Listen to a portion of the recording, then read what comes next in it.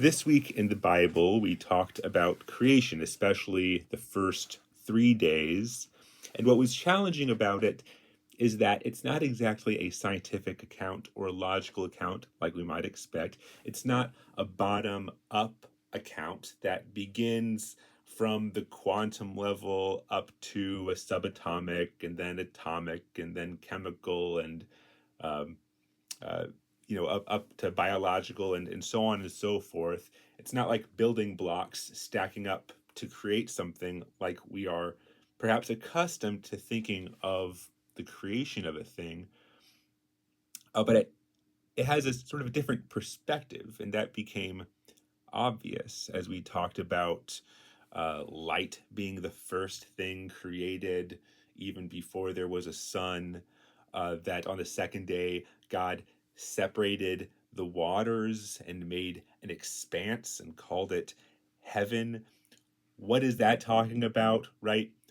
What are these waters? Where did that come from? There's just a lot of strange things that we're not used to thinking about. And our temptation is often to try to fit and shoehorn a modern understanding into the Bible, but rather instead let's try to change our own minds and try to fit our minds into how the Bible speaks of creation and how God did it. So that's going to be our our mission this video. So in order to discover a biblical view of the world and a traditional view of our place in it, I think is a big topic to unpack, and everyone I think must um, work on that themselves in their own way through prayer and reading and diving into it. It's something, not anything that I can impose on anybody, but one helpful tool that I think is maybe the best resource I've seen on understanding this topic and sort of rewiring our minds is this book. It's kind of new by Matthieu Pageau. He's the brother of Jonathan Pageau, who's been a pretty popular figure on YouTube land and all that stuff in recent years. But The Language of Creation, Cosmic Symbology, Symbolism in Genesis, it was basically a commentary on those first 3 days of creation. And what it is it's kind of a programming guide to sort of rewire our brains to understand biblical cosmology. And so I'm just kind of flipping through it here. There's all these helpful pictures and diagrams on every page that give a good visual representation. So that's one resource for a more in-depth sort of training and a more in-depth uh, exploration of this rather large topic. But in summary, though, there are two ways of viewing the world traditionally, right? For most of human history in the Bible and and beyond, is that the world is made of material and spiritual uh, things, right? In the modern understanding, we tend to think of everything as material, and this is a byproduct of the Enlightenment and rationalism and these other philosophical movements that have happened the last couple hundred years. And we've, to a large extent, discarded the spiritual view of the world. But in these two views, the the physical or material view asks the question, maybe the scientific question, how does this work? What is it made of? Kind of what kind of qualities does it have? So on and so forth. The spiritual view asks the deeper question of what does it mean? What is the significance of it? What is its purpose? What is the nature of the spirit behind it? Right. And so you can look at a plant, and from the materialist view, you would say, okay, well, how would we classify this plant according to taxonomical categories? What are its properties? What does it do? Is it a fruit-bearing plant or whatever? What does it do? But from a symbolic view or a spiritual view, we ask, what does it mean, right? And even in art, we see this all the time where certain plants are used to represent certain things. The oak is strength, or whatever other examples there might be um, for that. And even, you might think of, um, I'm not an expert on this, but like wood nymphs and dryads, these kinds of spirits of the forest, right? Very much come from a spiritual view of the world that sees everything being imbued with meaning, with life, with there are angels and demons behind everything, right? The veil between the seen and the unseen realm is very thin in the ancient world, and we've very much blinded ourselves to it. We talked about that a little bit. Perhaps another example that would be helpful of different ways of viewing the world is that the Genesis account very much portrays a geocentric view of the universe. And our modern mind scoffs at that, and we say, well, of course, the universe isn't geocentric, the solar system is not geocentric, right? Obviously, the Earth revolves around the sun, right? We know scientifically by observation that that heliocentrism is true. Okay, fine. From that perspective, though, from sort of a naturalistic, material, scientific perspective, uh, heliocentrism is obviously uh, true. However, from a spiritual perspective, from a human perspective, from our everyday life perspective, geocentrism is obviously true. In the Bible, in Genesis, a geocentrism is obviously the view that is purported. Everything is sort of uh, happening around the earth, right? Even on the second day, God creates this expanse to separate the waters. Um, right? He's not talking about some kind of expanse in space or in the universe or some kind of uh, I don't know, cosmic expanse necessarily, right? The context seems to be pretty clear that he's kind of talking about the atmosphere, kind of separating the waters below from the waters above, from the perspective of Earth, from a human perspective, from a perspective of this world. And then even on the third day, he separates the land from the sea. Uh, Everything beyond that, sort of in a larger heliocentric sort of scientific model, is sort of in the background.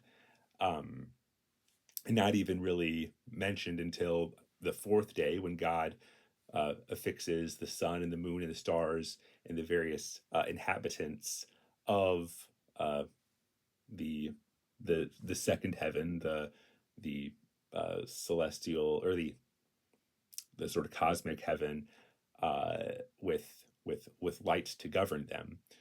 Um, right, but as far as the human experience, as far as the human experience goes, from a meaning perspective, from a perspective of what matters in my life, what is my daily experience, what do I, um, what is my experience of the world? We view things very much from an earth centered uh, view, right? You know, what's going on, way out in far away galaxies, you know, billions of light years away or whatever, doesn't really matter to us, right?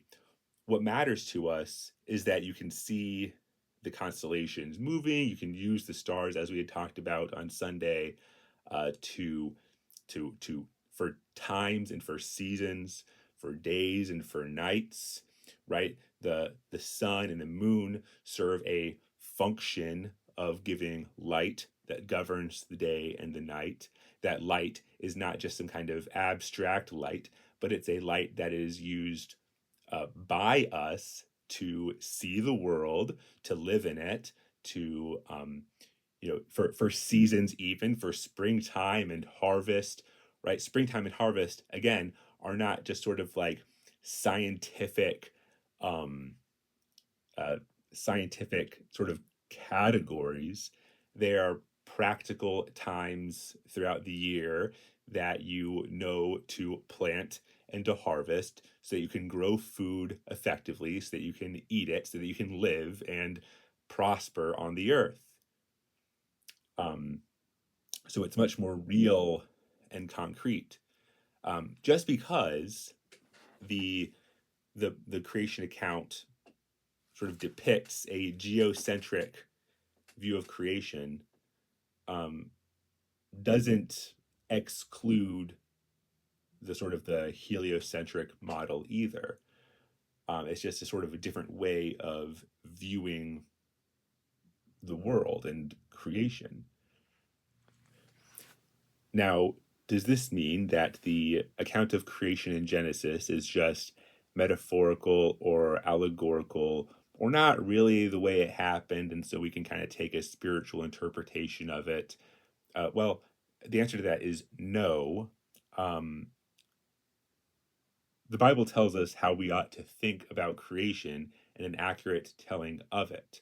As I had said on Sunday, any sort of origin story or birth story uh, is going to be, in a certain sense, mythological. And the fact that no one can go back to observe his own birth, right? None of us remember birth. I don't remember when I was born. It's the mythical past, the uh, it's beyond our recollection, and so we depend on stories about our birth from our parents and from um, maybe there's a video, but there's certain kind of stories that we tell ourselves about what happened, uh, and all those things. I do think that in the ancient past, back when all things were new, that the world doesn't have to have functioned and have been exactly like it is now. I don't, this is my own opinion, I guess, but I don't hold to what is called um, uniformitarianism, and that I don't think that the laws of nature, the way the world functions now, is always necessarily how it had been. I think in ages past, the world was in a very real way, much more infused with the divine, with even, you might say, magic and myth and spirit, and that veil between heaven and earth was, I think, in a very real way, much thinner, such that it's hard for us to even um, sort of um, understand it, since it's not really part of our experience anymore.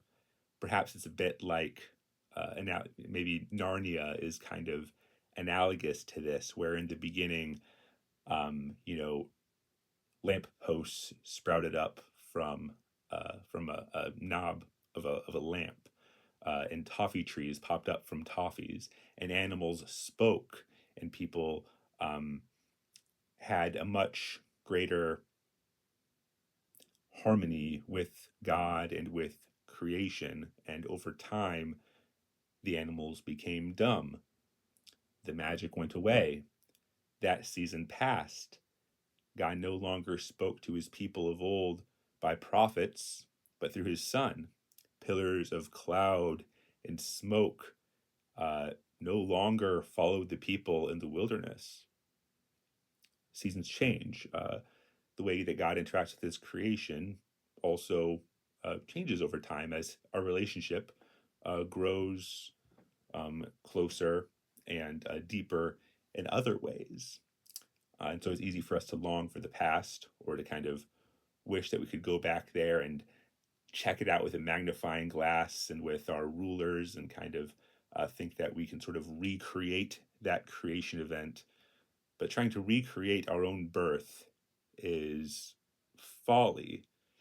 And there's a certain sense, I think, in which the nature of creation should maintain a bit of mystery, should inspire in us a certain amount of awe and reverence, that we can say that God created the world, the heavens and the earth, in 6 days. And rather than quabbling about the nature of those days, or to say, well, he really meant ages or billions of years and it's really this or that, like, no, just take it at its face. We don't need to try to over explain things, accept the mystery. Maybe the point for us is to look at what God says and ask ourselves, what does this mean? Where do we see Christ in this? Where is God showing his mercy? How is God ordering the universe and our lives to glorify himself? And so maybe there's a bit of a cop out, but let's try not to be too worried about understanding our creation too much, and rather just maybe enjoy it and marvel at what God has done, knowing that it is very good. And I guess I'll leave it at that. Try to keep this short. God bless, and we'll see you Sunday.